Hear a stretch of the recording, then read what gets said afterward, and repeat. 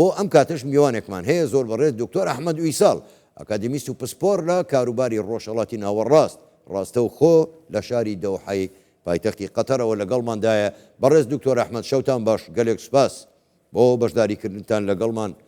لە ئەم گەشتەی هەواڵەکانی کوردستان 24. با بۆ پرسیارە دەست پێ بکەین تا دێ دەم جەنگە فراوانترە بێ. ئەمڕۆ ڕۆژی چوارەمی هەبوو جگە لە وڵاتانی کەنداو و وڵاتانی ناتۆش فەرەنسا، ئەڵمانیا، یۆنان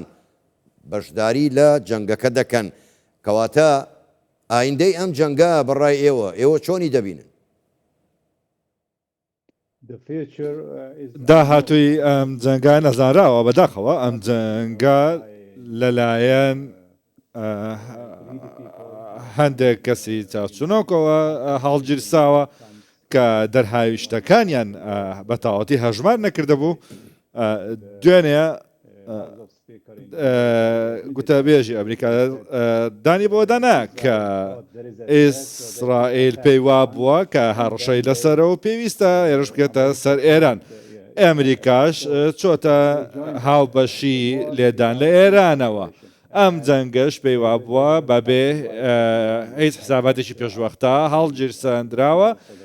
تەنانەت کوردستان و وڵاتانی عارەبیش کاریگەری زۆریان بەسەرەوە بووە، قەیرانێکی زۆری وزەش دروست بووە بۆیە ئەمانیان لەبەر چاو نەگرتووە و پێیان وا بووە بە کوشتنی ڕێبەری باڵای ئیران ئەوەی دەیانەوێت بەدەستی دەخەن. تەنانەت چەند خولەچێک بەر لە ئێستا ترامپ قسەی دەکرد و بیرۆکێشی تەواوی نییە لەسەر ئەوەی لەبارەی ئەوەی کە چی ڕوودەدات. پێم وایە ئەو پلانێکی جدی نییە بۆ دۆخۆکە و نازانێ ئێران یەکێکە لە وڵاتە سەرەکیەکان و بەرپرسی ئامنێتی دۆخەکە بووە کە لەچەند بۆیە پلانی نییە سەرۆک ترامپ. بەڕێز دکتۆر ئەحمەد زۆر باشە. بەڕێز دکتۆر ئەحمەد ئێستا جەنابیشت دەزانی هەموو دنیاش دەزانێت ئەم جەنگە جەنگێکە لە نێوان ئێران لەلایەک ئەمریکا و ئیسرائیل لە لایەکی تر. جەنابتان لە قەتەر دەژین لە کەنداون، بەڵام بۆچی وڵاتانی کەنداو بە ئامانج دەگیرێت؟ هۆکاری ئەمە چییە؟ دەبێت ئەو پرسیارە لە ئێرانەکان بکەین سەرەتا. ئەوان دژی ئەمریکا و ئیسرائیل دەجەنگن، ئەمە شتێکی تازەش نییە، بەڵکو لە ڕابردوودا هەروە بووە گوتیانە کە ئەوان دژی ئیسرائیل دەجەنگن و ئەوان هێرش دەکەنە سەر وڵاتانی عەرەبی و کسە کوردستان، چونکە ئەوە ئاسانترە بۆ ئەوان، چونکە ئەوان وای دەبینن کە بەشێکنانم بۆیە ئەوان دەیانەوێ تێچووی ئەم جەنگە بۆ هەمووان بۆ وڵاتانی عەرەبی و جیهان بەرزکەنەوە. پێم وابێ ئەمە ئەو جۆرە پلانێک کە ئەوان هەیەە قەیرانێک دروست بکەن و فشار خەنە سەر ئیدارەکەی ترامپ و ناتانیاهۆ بۆ ئەوەی پەرەی زیاتر بەو جەنگە نەدەن. مانجێک بەر لە ئێستا ترامپ وتی کە دەوێت هێرش کاتە سەر ئێران و هاڕەشەی دەکرد کە تەنانەت کوردستان و عێراقیش هەڕەشیان لەسەر بوو. ئەوان فشاریان لە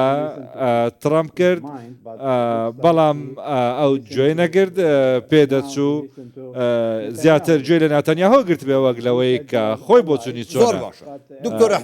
لەبری ئەوەی گوێ لە هاوپەیمانەکان بگری گوێ لە ئیسرائیل دەگرت. زۆر باشە. دکتۆر ئەحمەد بەڕای ئێوە کەسێکی شارەزان لە بواری ڕۆژهەڵاتی ناوەڕاست، ئەگەر ئەم هێرشانەی ئێران بۆ سەر وڵاتانی کەنداو بەردەوام بێت، پێ دوایە وڵاتانی کەنداو کاردانەوەیان دەبێت و ڕاستە و خۆ دێنە ناو جەنگەکەوە؟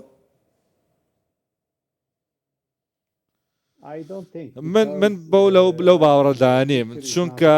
وێنەکە تا دێ ڕوونتر دەبێتەوە. ئیسرائیل نایەوێت سەرباز بنێرێتە ئێران، ئەمریکا بە هەمان شێوە نایەوێت سەرباز بنێرە بۆ ئێران. کەواتە چێ ئەو جەنگە دەکات؟ وڵاتانی عەرەبی گوتیان کە ئێمە دەزانین کە سوپایەکی بەهێزیان نییە و پشت بە ئەمریکا دەبەستن. ئەگەر ئەمریکا ئەم جەنگە ئەنجام نادات و شەڕ ناکات، سەرباز نانێرێ بۆ ئێران، عەرەبەکان و کوردەکانیش لە بری ئەوان جەنگ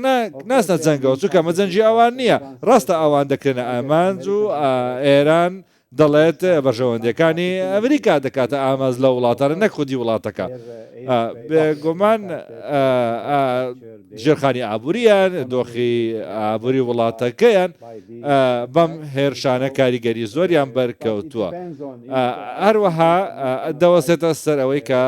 ئەم وڵاتە عەرەبیانە لە بری ئەمریکا جەنگەکە ئەنجام نادەن و پێم وابێ فشاری زیاتر دەخەنە سەر ترامپ دوای ئەوەی کە زانیمە پلانی بۆ داڕشتووە دەکرێت فشار دەکرێت بۆ ئەوەی لەسەر مێزی گفتوگۆ دابنیشن بۆی ئەو کێشەیە چارەسەر بکرێت کە پێم وابێ پێشتریش گفتوگۆکان بە باشی بەڕێوە دەچوون باش بەڵام چەند دانیشتنێک لە عومان بە هەمان شێوە باش بەڵام دکتۆر ئەحمەد هەر ئەمڕۆ ترامپ دەڵێ کاتی دانوستان بەسەر چووە واتە دانوستان ناکە دەژڵێت دەبێت ڕژێم لە ئێران بگۆڕێ بەڕای ئێوە گۆڕینی ڕژێم هەروە ئاسانە و ئەگەر بگۆڕێ چ جۆرە ڕژێمێک دەبێت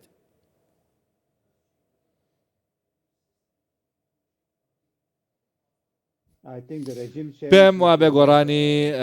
ڕژێم زۆر زەحمەت دەبێت بۆ ئەمریکا لە ئێستادا چونکە لە ئێستادا ئەمە پشت بە پەکخستنی هەمووان دەکەن بۆیە ئەم دۆخە خۆ ئامادە نەکراوە یان ئەم بێحساباتیەی جەنگکە لەسەری دەڕۆن سەرڕای ئەوەی کە زۆر کەسی تێدا دەکوژرێت دەکرێت بەرگریەکی زۆری تێدا ئەنجام درێت لە هەمان کاتدا لەگەڵ ئەوەشدا ئەمریکا وتێتی کە سەرباز دانێرێتە سەر ئارزی ئێران بۆ جەنگ بۆیە چونکە ئەمە دەبێتە هۆی جەنجێک کە پڕ بێت لە خوێن ڕشتن و تێچوویەکی زۆری کۆمەڵایەتی و سیاسی و سەربازی و ئابووری تێدا ڕوودەدات و ترامپیش هەڵبژاردننی نیوەی تەرمی لە بەردەمدایە هەروەها من پێم وایە ڕەنگە دوور بن لە ڕوخانی ئێران بەبێ هێنانی سەرباز بۆ سەرخاچی ئێران و تەنانەت وڵاتانی عارەبی و کوردەکانیش زۆر بۆ ئەمریکا نەحمەد ئەگەر ئەم جەنگە هەروە بەردەوام بێ ئەمڕۆ چوارەم ڕۆژی بوو ئێوە پێشبینی ئەوە دەکەن گۆڕانکاری گەورە لە ڕۆژهەڵاتی ناوەڕاستدا ڕوو بدات وەکو هەم ترامپ هەم ئیسرائیلیش باسی دەکەن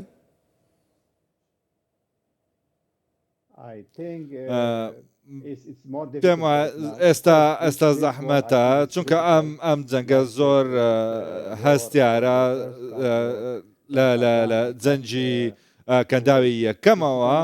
ئەو کاتەی کە سەدام هێرشێکی دەسەرکوێت بەڵام من سەرکەوتنێکی ڕوون بۆ ئەمریکا و ئیسرائیل نابینم بۆ دووبارە داڕشتنەوەی وڵاتی ناوەڕاست بە ویستی خۆیان ڕاستە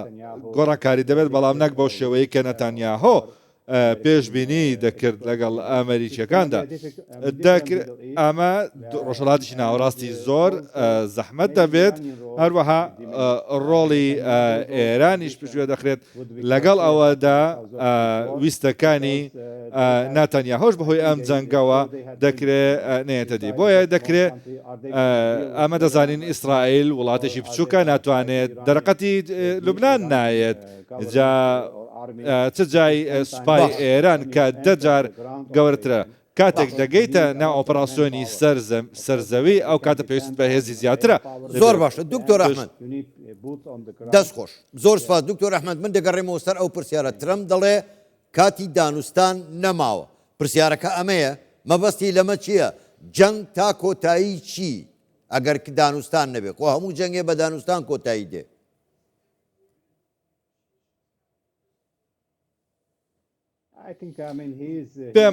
پێم وابە ئەو پێی خۆشە تۆزێک زیادە ڕەوی بکات ئەمە بەستم لێرە ئەوەیە کە یاسای سیاست دەڵێ جەنگیش جۆرێکە لە گفتوگۆکردن ناتوانیت کە ئەوانی تر قەناعەت پێ بکەیت بە بەکارهێنانی توندوتیژی و هێز بۆیە لە کۆتاییدا لە ڕێگەی گفتوگۆوە بڕیاری لێوە دەدرێت و لایەک لە لایەکەی تر دۆڕاوتر دەبێت جگە لەوەی جاخۆ براوە بردنەوە بێ یان دۆڕان بێ ئەمە هەرکەی بێت هەندێک کەسی هەیە دەکرێت لە ڕژێمی ئێران دابن دەکرێت هەندێک کەناڵی تازە بکەنەوە پێیان بڵێن ئێمە دەتوانین کارتان لەگەڵ بکەین بەڵام بەیرانەکان بڵێن بەرگری مەکەن زۆر من پێم وایە ئەو وریایە ئاگدارە لەوەی کە چی ڕوودەدات تاوەکو تونتر بێت ئەو کاتە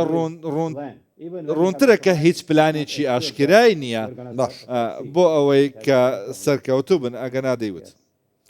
زۆر باشە زۆر بەڕێ دکتۆر ئەحمەد